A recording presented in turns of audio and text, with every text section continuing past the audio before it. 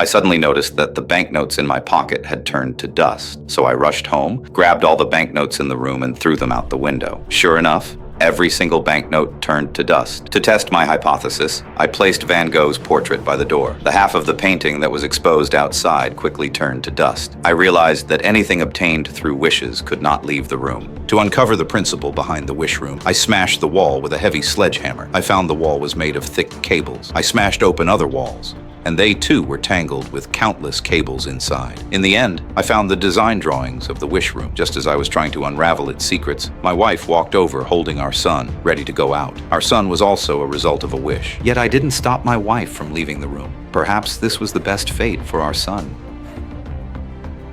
As soon as my wife stepped outside, she quickly noticed something was wrong with our son. Hearing her cries for help, I couldn't bear to hold back any longer.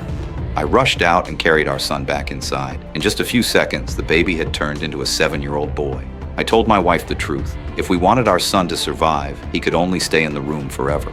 Unwilling to tell our son the real truth, my wife carefully made up a lie. She said he had a strange illness and couldn't be exposed to the outside air. But her explanation only made him more curious about the world outside. Leaving the room became an obsession for him. Thankfully, we managed to stop him every time before he could do it. My wife suggested boarding up all the doors and windows with wooden planks. But I remained anxious, so I bought a handgun online and went to the mountain every day to practice shooting. Our arguments grew more frequent over our son's situation. The secret of the wish room was also overheard by our son. The next day, I suddenly noticed that the broken crystal ball had been restored. I immediately took my wife to look for our son.